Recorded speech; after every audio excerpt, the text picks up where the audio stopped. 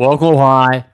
Welcome to TCM Pod. Chris Mathis, Spencer Mathis. Glad that you guys have joined us once again as we come off of a little bit over a week since the Super Bowl there last Sunday between the 49ers and the Chiefs. I'm right here at the iHeartRadio studios, producer of the Ronnie and T Crash show at 95.3 WDAE. Spencer there, sports information assistant. Correct me if I'm wrong there at Young Harris College. Also putting in a lot of work in the sports world, talking about sports with you guys and quarterbacks. And first and foremost, a 3-point game as the Chiefs prevailed over the 49ers in Super Bowl 58. Spence, your immediate reaction, immediate thoughts. And I believe that you also had the Chiefs winning that game, as did I, heading into Sunday's Super Bowl. Yeah, I thought that the favorite for the 49ers, negative 2 points in their favor. I thought that was from the get-go kind of the wrong thing for Vegas to go for. And I'm sure that once the Super Bowl started, it was almost even, probably. I didn't get to check. Went to place a bet down on that, couldn't get that, so I did some prop bets or whatever. Didn't do a great job on them. But talking about the game itself with the 49ers and the Chiefs, I really thought the 49ers kind of sold just a little bit there. Down the stretch of that game. Obviously, a couple of fumbles from both sides. The return fumble that really set the Chiefs up for that touchdown to really get them on the board because for the first 3.5 quarters, the Chiefs offense had done absolutely nothing. And that really turned the game around in favor of the San Francisco 49ers as the game went on. You could kind of feel the writing on the wall. You could see it going towards the Kansas City Chiefs. I do believe, though, with the 49ers on that final drive in overtime, fourth down, I think it would have been 3 yards to go, taking the field goal, giving Patrick Mahomes the football to go score 7. I think you go for it because I think the Chiefs offense is good enough, regardless of what defense they're playing against. In the biggest moments, they're going to go down the field and they're going to do what they need to do. And they did it again. But if you go for it on fourth down, you score the touchdown, you're up by 7. You maybe even go for 2 just to make the Chiefs match it. And again, if you take the field goal, you see exactly what happens. Obviously, there's a chance that you don't get the fourth down. But again, I think I would rather take the chances like Dan Campbell and the Lions did and saying, hey, let's go for it here on this 4th and 2 instead of losing with some conservatism because Kyle Shanahan in big moments decides to kind of abandon what's going right for his team. In this game, it was McCaffrey running the ball a lot, looked good. Then they put it in the hands of Brock Purdy. He was getting blitzed to hell by Steve Spagnuolo's defense. And I mean, obviously it's no knock on Brock Purdy, but I think that there's a reason that he wasn't drafted earlier in the draft. I think that he's done a great job in the situation he's in. I think he's a pretty good quarterback. But again, I don't think he's going to be able to make the big plays at the big moments like Patrick Mahomes did with the Kansas City Chiefs. And again, that defense that the Chiefs had this year, a top 2 unit in the NFL, and I think they were number 1 overall down the stretch. A great defense in the playoffs too. And for Kyle Shanahan, I think to put the football in the hands of a second-year quarterback and Brock Purdy in the Super Bowl instead of giving it to Christian McCaffrey, trying to get it out early to Deebo Samuel, getting George Kittle involved in any capacity. I think that was kind of a need. Instead, Shanahan kept it in the hands of Purdy, and he got blitzed, and that was kind of the game. And I just don't like to see a team go out with no attack. You know, obviously they were winning in that game by 10 points at one point, but they really just went conservative. And the big mistakes, the fumbles, was kind of the end for the San Francisco 49ers.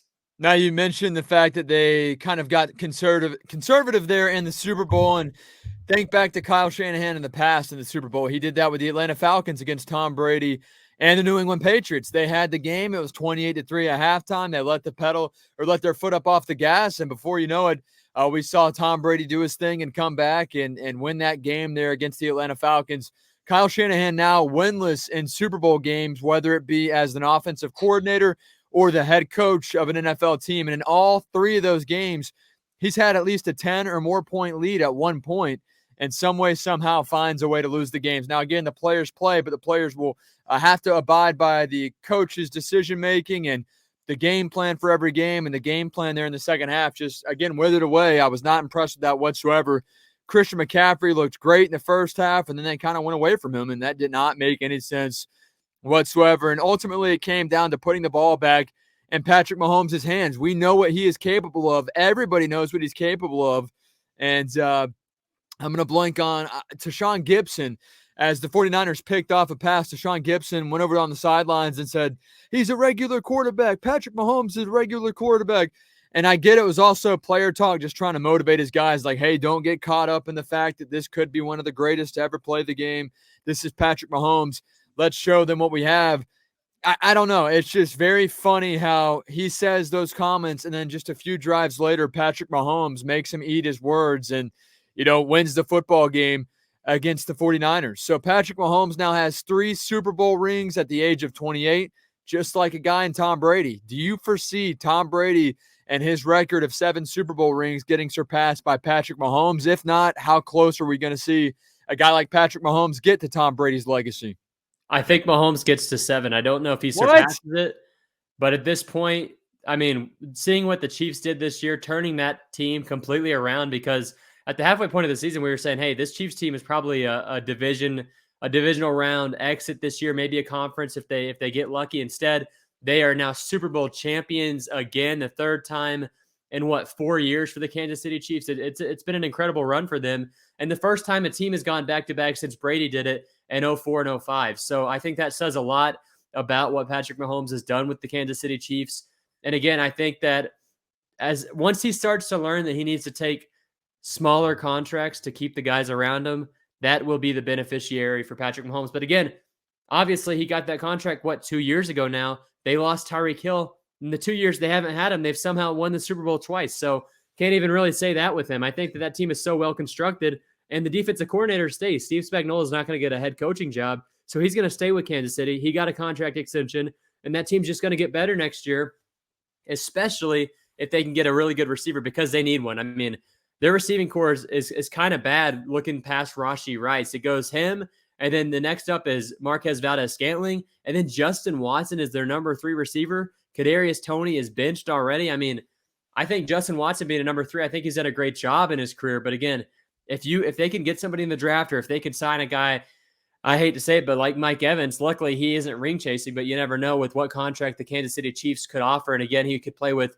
what could be the 2 greatest quarterbacks in NFL history, with already playing with Tom Brady, the GOAT right now, and then Patrick Mahomes, like they were calling him 2020, the baby GOAT. I think that is going to come to fruition. We may see a guy like Mike Evans or somebody of that caliber going to the Kansas City Chiefs and then three-peating. Obviously, Travis Kelce has been saying that for the last couple of years since the first time they won the Super Bowl. Tyreek Hill predicted them to win 7 in a row or whatever. But I do foresee that they could win 3 in a row. And, of course, it's going to be a tougher road next year, though, because you're going past an angry Lamar Jackson who's lost it over and over again in the playoffs. You're going up against a healthy Joe Burrow, a couple of other really good AFC quarterbacks. Justin Herbert's going to have a career revitalization with Jim Harbaugh next season. So it's going to be a tougher path next year, but if they get a great receiver in this year's draft or in this year's free agency, I think that Tom Brady getting 7 or 8 is going to be less far-fetched by the time that we make a podcast next year on this date. Yeah, no doubt about it. You mean Patrick Mahomes and his success that he's had so far throughout his NFL career at the age of 28. Now, at this point, whenever Tom Brady was 28 years old, he went on a 10-year spell without winning a ring, and somehow was able to double up and then add one more in the last half of his career. So think about that. If you wait 10 more years, Patrick Mahomes is 38 and doesn't have but just 3 rings. It's really hard to fathom that could happen, and I don't think it will happen. I think Patrick Mahomes will win a few more here in the next 10 years. However, I just don't know if the longevity is there for Patrick Mahomes like Tom Brady had it. Now, I know that they do protect quarterbacks more. The game allows for that much more, and Patrick Mahomes kind of benefits from that. However, Patrick Mahomes also tucks and runs with it a lot more than Tom Brady did, puts himself out there, and in addition to that, that offensive line there that the Chiefs have is not very good. We saw it. We saw Patrick Mahomes under duress throughout that entire first quarter or so, and you're like, man, Patrick Mahomes is getting banged up back there. So for me, it's not that Patrick Mahomes himself can't do it. It's all the pieces around him, the continuity. You know, Andy Reid, when Andy Reid does retire in, let's say, 3 to 4, maybe 5 years, how much of an impact does that make on Patrick Mahomes' career? Or if Travis Kelce goes or they both go, that's the number one thing for me. And of all things here, I think the biggest loss of those 2 guys would be Kelce retiring over Andy Reid. Yeah, and again, this was one of the best Super Bowls that I've seen in my lifetime. I mean, obviously the last 3 years have been incredible. You had the Rams versus Bengals coming down to the final drive. You had the Eagles versus Chiefs last year coming down to the final drive, but being ruined by that holding call on Darius Slay. And then this year, again, overtime Super Bowl down to the last second of overtime is absolutely incredible. And just a really good Super Bowl game again, 3 years in a row. I hope that we can keep this up with these low scoring games for the first half of the game, and then all of a sudden it becomes an offensive explosion like it did last Sunday. I'm going to go out there and say 4 great Super Bowls in a row that we've seen as fans, with the Buccaneers winning 31-9 in 2021. So, I mean, an incredible NFL season, at least in the playoffs. Kind of something, though, that as soon as we saw not Tyreek Hill, but Travis Kelce get into a relationship with Taylor Swift, the NFL script and the people that say that the NFL is rigged kind of all said this would happen. And guess what? It did happen. So I think that's something to look into moving forward in terms of who are they calling these games for, because not one holding penalty has been called on the Chiefs in their 3 Super Bowl victories, which is something that I bet if you went back to whenever Tom Brady was doing it with the Patriots, you could see a similar statistic. But I think that Patrick Mahomes is the media's darling right now, and there was a lot of penalties that should have been called, especially on Donovan Smith and that other tackle that the Chiefs have that just weren't. So something to look out for heading into next season as the Chiefs look for a three-peat. But again, incredible game, a great Super Bowl to watch. Carson, I was watching it with, decided that he was going to leave at the end of the third quarter. Guess what? He stayed, watched one of the best Super Bowls of all time, got another half of game time after that third quarter. So again, really good NFL postseason. Not a great NFL season if you're kind of looking back at it, but again, it was a great game. And I do think that Patrick Mahomes and the Kansas City Chiefs can win 7 Super Bowls. I'm not going to go out there and say 8 just yet, but if they three-peat, I think 8 is kind of a given at that point. Wow. And this is coming from a guy who also, I feel as if you never thought that Tom Brady would have that record surpassed. So, you're starting to see greatness there in Patrick Mahomes. I feel like your mind's changed a little bit on him and what he's capable of doing, and rightfully so. The guy's incredible. I don't see 7, but that's no knock to him. That's more so on the continuity and the pieces surrounding Patrick Mahomes. But before we continue with quarterback talk, just a brief thing we want to mention. Unfortunate news that came down with one of our better friends, and we need your guys' help. We'll talk more about that here in just a few minutes. But, I want to flash this to you, Spencer, as well, talking about NFL quarterbacks. Not sure if you saw this from the 33rd team, but it showed a list of quarterbacks for this upcoming offseason and quarterback power rankings. And, to see Patrick Mahomes at 1, great, but I see a guy in Anthony Richardson was, I think, at 16. Yeah, he is. You just can't see him on the cutout there. He missed, plenty of time this year, had a good 3 or 4 game stretch. And then you look at a guy in Justin Fields at 21, Purdy at 18. I don't know about this. Kirk Cousins coming off of a major injury, missed a lot of the season last year. Now, granted, this takes into account what happened this season and then heading into what could happen this offseason for these quarterbacks, as I almost knock over my microphone. But anything there that stands out to you that you totally disagree with, and why? Yeah, I think Baker Mayfield's really low on this list at 20 after the season he had. I think Geno Smith's a little bit high. I think Jared Goff could probably be a little bit further up that totem pole as well. Anthony Richardson, obviously, 3 or 4 games played last season. He's got to be in the bottom 10 along with Bryce Young. Yeah, this is obviously a list that's trying to get a bunch of clicks because a lot of these quarterbacks are pretty far out of place. And you think so? I think so. And I think that another thing that these lists have to have is you can't base it off of last season and heading into next season. You got to choose one of the two. And obviously this list tried to do that, try to do projections. But if you're doing projections for next season, I think Stafford's too high. I think Stroud's too high at 7, obviously. I think Burrow should be a lot higher than number 9 because he'll be back next season. I think Trevor Lawrence is at number 8 should go down. I don't think he's a top 10 quarterback in the NFL right now. Aaron Rodgers should be higher heading into next season. Baker Mayfield at 20. I think Tua is low as well. 19 for Tua is he's definitely a top 15 quarterback in the NFL. Again, I think Purdy's a little low too. Yeah, I'm not having too many issues with the bottom 12. Obviously, Bailey Zappi, Pickett, Howell, O'Connell, who won't even be in the NFL as a starter next season. Levis, I think Watson. Even don't want to say this too often, but again, Watson may be a little bit too low on this list as well heading into next season because how are you going to put Deshaun Watson lower than Desmond Ridder, who might not even be – I mean, he'll be rostered, but will he even take a snap next season? I'm going to say no. I think this list is pretty bad. I'm not sure who the 33rd team is, but again, I guess he put time into it. But again, we as podcasters and as NFL fans have put time into lists as well before in our life, and I think basically everyone who's listening to this podcast has done that.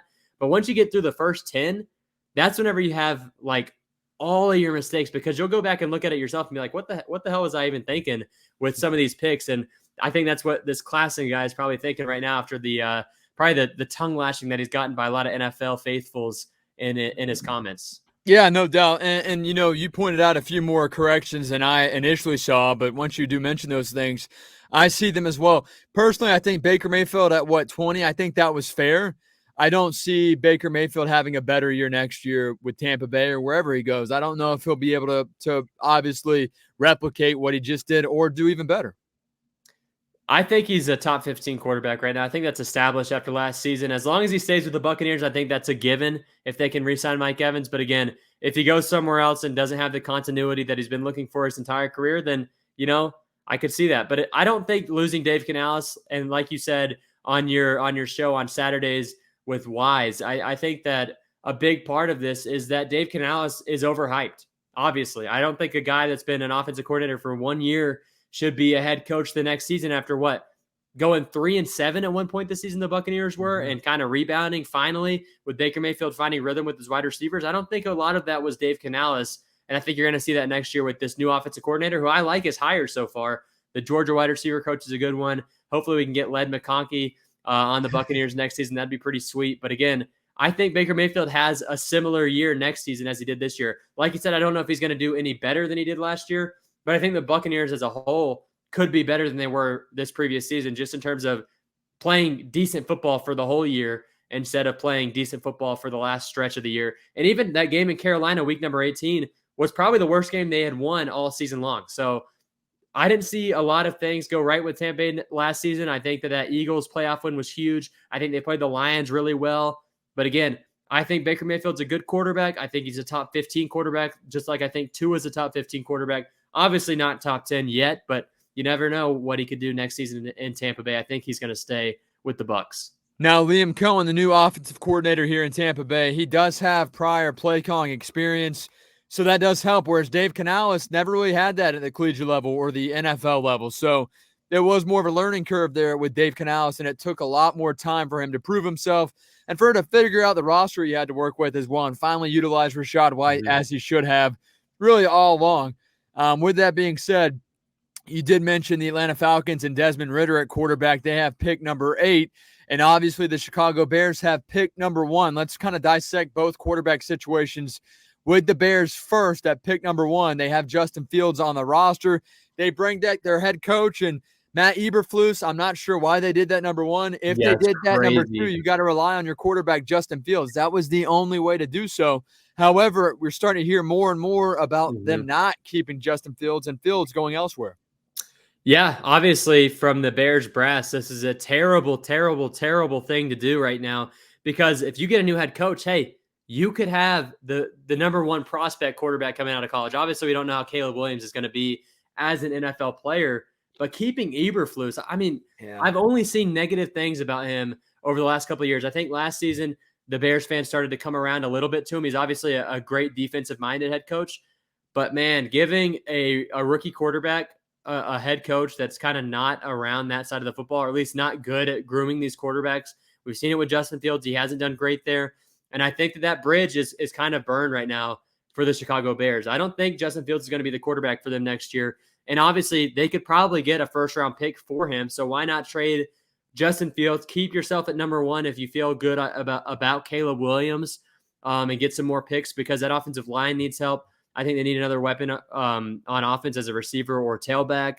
Maybe, I mean, their defense has always been pretty good. They can trade away pieces, and for some reason, the Bears defense has always been pretty good. But again, Eberflus being retained, I think, is a terrible idea. And I think Caleb Williams will be their guy come April.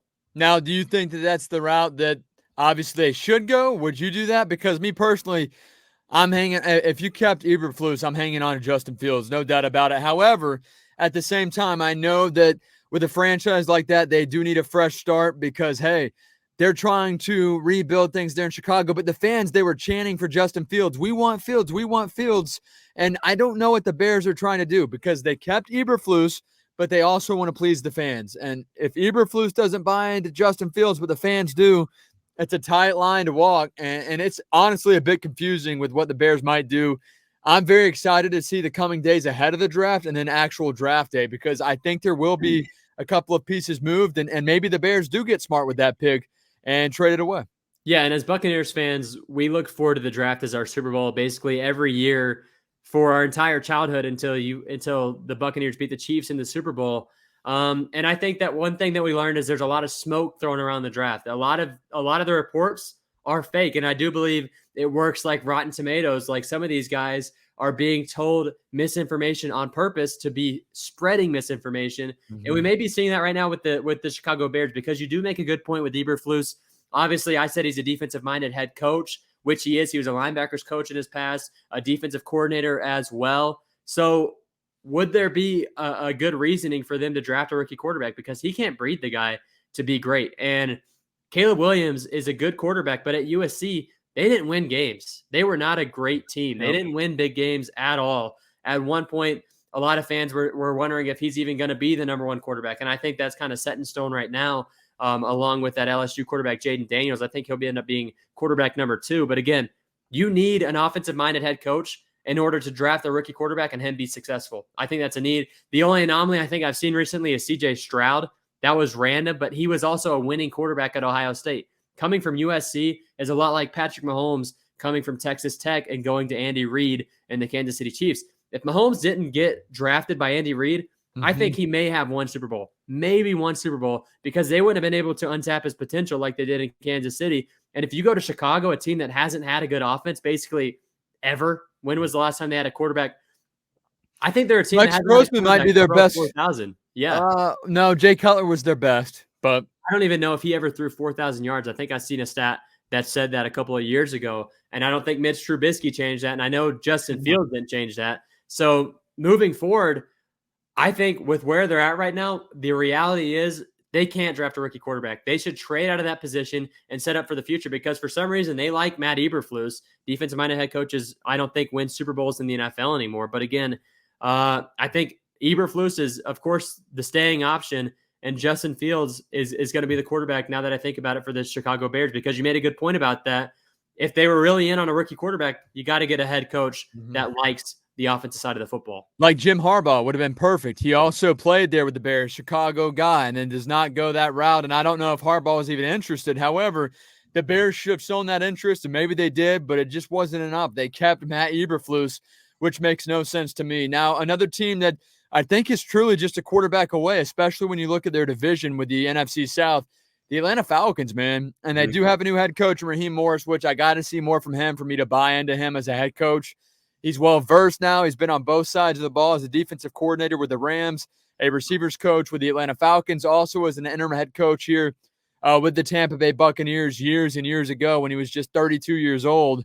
But I think the Falcons are a quarterback away. I really do. They have Kyle Pitts. Again, he's not been very good, but you look at the quarterback play, it's been shaky to say the least since Matt Ryan has been there in his prime. And then Drake London has not been utilized. Obviously, they've got a great running back duo. I'm going to blank on the other guy's name, but the lead back, Algier, absolutely, yes. And then I'm going to blank on the other guy too.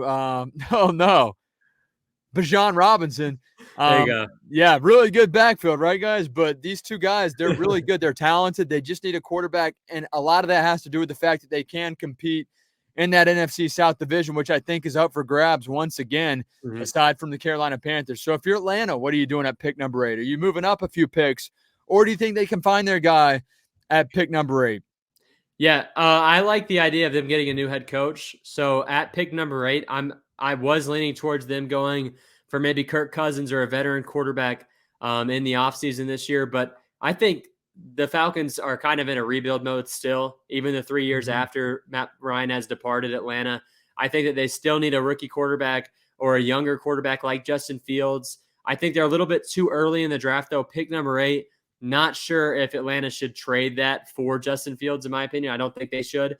But again, I think they're going to go with a young quarterback, and it's probably going to be somebody in the draft. I like Jaden Daniels, of course. I think Drake May is pretty good as well. So one of those two quarterbacks, because you're not trading up if you're Atlanta. You're not in that position really. But I do believe they will trot out a young quarterback next season. I don't think a veteran quarterback is the move for them because Kirk Cousins is 35. I think he's going to he's going to want to go to somewhere that's a little bit more established. I do like the move if Atlanta could land him and keep that number 8 pick to draft something else. But again, young quarterback in Atlanta is what I'm feeling right now for the Falcons next season. And I think that's kind of what the fans want as well. Kirk Cousins is a very good option, but I don't think with a rookie head coach, are you in a position to really win a Super Bowl right now? I think you could win the NFC South, but again, not looking for a veteran quarterback if I'm Atlanta after going for Raheem Morris. Yeah, I would like to see them go for a young guy simply because they have to rebuild that franchise. That franchise has been in the dumps since their last playoff run, and they've won, 7 games, 6 to 7 games, I think 3 consecutive years. Nothing too pretty there whatsoever, if not all 3 with Arthur Smith as the head coach. They've just got so much talent there on that roster, and for them not to be able to compete against teams. And the Bucs, yes, they've won the division all these years in a row. However, it's not like they're that dominant of a team. Atlanta Falcons are a quarterback away. I also would draft a quarterback. I think Jaden Daniels would be awesome there, and Atlanta would turn around that franchise and that organization, and it's a piece to build upon. Now, fans got to be patient with that because it's been a while since they drafted their guy, just like Matt Ryan in 08 out of Boston College. That's the last time in which they drafted their guy. They have to wait. You can't expect greatness in year one. Not only year one with a rookie quarterback, but year one with a new head coach as well, and some other pieces moved around on the coaching staff too. So all in all, very excited to see how this all unfolds. The NFL Combine is right here. I mean, it's right here this upcoming weekend. I'm very excited for that. I'm going to be keeping up with that. And, I'm a big nerd when it comes to keeping up with all of that on social media. So seeing these guys throw or run or do the bench press, something to keep your eye out on. And also it just causes more rumor and chatter as well. Yeah, I mean, it's always fun to watch the Combine. You watch guys really sky up in the draft. There's never really something that you see like a quarterback or a running back kind of fall down in the draft unless their 40-yard dash is absolutely terrible. But again, we're going to see a lot of hype this coming up week with receivers and tailbacks. We're going to see a lot of hype with these quarterbacks. We may see a 4th quarterback emerge in terms of arm strength, like we kind of did with Zach Wilson a couple of years ago, where he skyrocketed up to the number 2 overall pick somehow. That was crazy. We're probably going to see something like that again. You see it every year. The top 3 quarterbacks in this year's NFL draft come 5 years from now, 1 or 2 of them. One of them will be really good. One of them will be a mediocre quarterback that has potential. And the other one will be a Zach Wilson who will probably be out of the NFL in a couple of years. So it's always interesting to see. It's fun to look back on. It's fun to look back at tweets that you made in the past surrounding the quarterbacks that you're seeing this year. But again, Combine's always something fun to watch. And hey, basically anything beats the NBA season. So looking forward to that and looking forward to March Madness coming up because I think the NBA at this point, at least the regular season, is kind of dead. So let's continue to talk about football as much as we possibly can. MLB starting up soon. That'll be fun as well because Tampa has at least an MLB market. You were there at Rays Fan Fest the other day with 95.3. That looked fun. A lot of good interviews you got with Shane McClanahan, Aaron Savali, a couple other guys, Sean Armstrong. So again, anything beats the NBA. I think that's something that a lot of us podcasters are looking at right now in terms of NFL draft, NFL Combine, and we're kind of looking away from the NBA, kind of like we've been doing for years. Obviously, I think we're closeted NHL fans because we're not allowed to talk about the NHL if you want clicks on anything, and I think the media has kind of shown that even after them going to ESPN. So NFL is really the king coming up, and again, it'll be fun to watch, but kind of got to look away from the smoke that's being thrown at us by the media in terms of this guy skyrocketing from being at the end of the college season he was a projected 3rd-round pick. Now all of a sudden he's going to be a 1st-round pick, and a team, an actual NFL GM who's getting paid millions of dollars is going to take a chance on somebody that shouldn't even have been a top 3-round pick. So it'll be fun to watch. It's always fun to see these guys make bad decisions, but again, it's fun to see a guy like Brock Purdy who went from Mr. Irrelevant to the NFC Championship to the Super Bowl this year to being a 1st-round exit next year. It'll be fun to see that, and maybe out of the NFL in a couple of years. Oh, man, that's a shot right there, right at Brock Purdy. Come on, man. No, I think if he's there with San Francisco and they're able to retain some of that talent and get younger as well because they do have an older roster, he will be okay. But a guy that we talk about with the NFL draft and jumping up draft boards last year, Anthony Richardson with the Colts. I thought he was maybe at best a late 2nd-round pick. Boom, there he is. He went early in this year's draft to the Indianapolis Colts. Got hurt as well, was very talented, fun to watch, but a little too risky as a rookie quarterback and did not go down as often as he needed to. He learned his lesson. He'll get better next season. There's no doubt about it. But as we mentioned earlier, guys, a little bit of a way for you guys to help out a good friend of ours, a childhood friend of ours, Noah Walker, reached out to us earlier today with the unfortunate news that his dad had abruptly passed earlier this week. And, our friend Noah, early 20s, his dad, not very old whatsoever, and suddenly passed away, and really unfortunate. So if you guys are willing to help, I have a link attached down below in the description for a GoFundMe account. Now, in that GoFundMe account, you'll notice his name is not mentioned. That's because Noah's coworkers and friends were courteous enough and nice enough to surprise him with a GoFundMe account and just try to throw one up as quickly as possible. And they're already getting donation. You guys can help too, even if it's just $1. Sometimes that's all you can give. It goes a long way and can help up, because if 10 people give $1, if 200 people give $1, that adds up quickly, and that helps out with cremation and, of course, funeral services as well, and much more that the family is going through. Also, on the flip side, if you just want to send positive vibes, feel free to do that. If you're religious, keep them in your prayers as well, any of that nature, because again, it's just a close friend of ours, one that we grew up with, and his dad just suddenly died this week. Unreal news. And, I hate to say it, but it's going to happen to all of us. So you would love for someone to help you guys out as well. Exactly. We grew up with him. My best friend, I can say that from childhood again. Unfortunately, had to move away whenever we were going into middle school or whatnot. So didn't get to keep in touch as much. But since we've graduated high school, we've been talking to each other on Twitter and things like that. And it's just sad to hear, because like you said, this will happen to each and every one of us. And if you just got to put yourself in the person's shoes, because this is one of our best friends, and this just sadly happened to him. So anything can go a long way. Just like you said, $1 is good in terms of just, people don't really understand how expensive a funeral is, even just cremation can be. And again, just how he's feeling right now with what has happened in the last couple of days for him. You really feel for him. And again, we will be donating to this GoFundMe personally as well. So if you can, just maybe even share what we're going to post on our Instagram stories later today. Share it to a couple of people that maybe spread it around your church group if you are religious, and continue to pray for Noah Walker, because this is a tough situation for him, and we hope that he can get through this as well. Yeah, no doubt about it. And again, it does impact everybody at some point in their life, whether it's already happened to you or if it will happen. It's something we all have to go with, and to have any support, goes a long way. So we appreciate you guys, as always, for clicking the link to watch this video, for clicking the link, most importantly, down below in the description, to help out in any way that you can. Share the word. We will appreciate it. I know Noah and his family will appreciate it as well. And for us, that's going to do it for this edition of TCM Pod. We will be back next week. Hey, baseball season on the horizon. We're going to talk some baseball. We'll continue with the latest out of the NFL, the combine, the whole 9 yards.